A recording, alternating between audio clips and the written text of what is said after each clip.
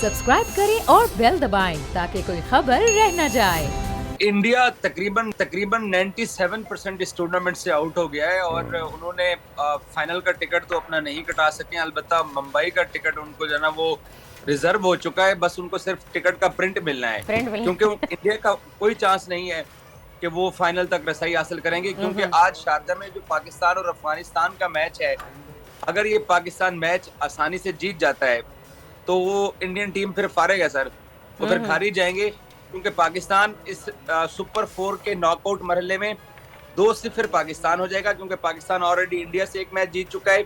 आज शारजा वाला मैच पाकिस्तान अफगानिस्तान को हरा देता है तो पाकिस्तान वो टीम होगी जो 2 मैच जीत चुकी होगी, और श्रीलंका ऑलरेडी 2 मैच जीत चुका है, एक अफगानिस्तान से जीत चुका है और एक मैच वो जीत चुका है इंडिया से कल रात जो उन्होंने जीता है। अच्छा एजाज, ये बताएं कि इतना अपसेट हमने इंडिया की टीम ने क्यों, क्योंकि एशिया कप के लिए इंडिया की टीम बहुत फेवरेट टीम थी, लेकिन इस तरह की परफॉर्मेंस क्यों रही?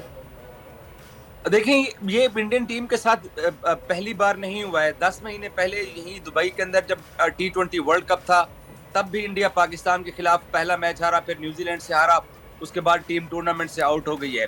इंडियन टीम का एक प्रॉब्लम है, इनको आप बायलैटरल सीरीज खिला दो, अभी 2 हफ्ते बाद साउथ अफ्रीका की टीम इंडिया जा रही है, ये उससे जीत जाएंगे, अपने मुल्क में बुला के किसी भी सीरीज को जीत जाएंगे। लेकिन जब टूर्नामेंट की बात आती है, जब प्रेशर गेम्स आते हैं, तब इंडियन टीम आप देखें चैंपियंस ट्रॉफी 2017 जो सरफराज की कप्तानी में पाकिस्तान ने जीती थी, तब से इंडिया नॉकआउट मैचेस मुसलसल शिकस्त उनको होती चली आ रही है। शायद प्रेशर नहीं बर्दाश्त कर पा रही है इंडियन टीम, और दूसरा इंडियन टीम की कोई अच्छी सिलेक्शन भी नहीं थी उनके पास। इस टूर्नामेंट की सबसे जो बुरी बॉलिंग थी वो इंडिया के पास थी।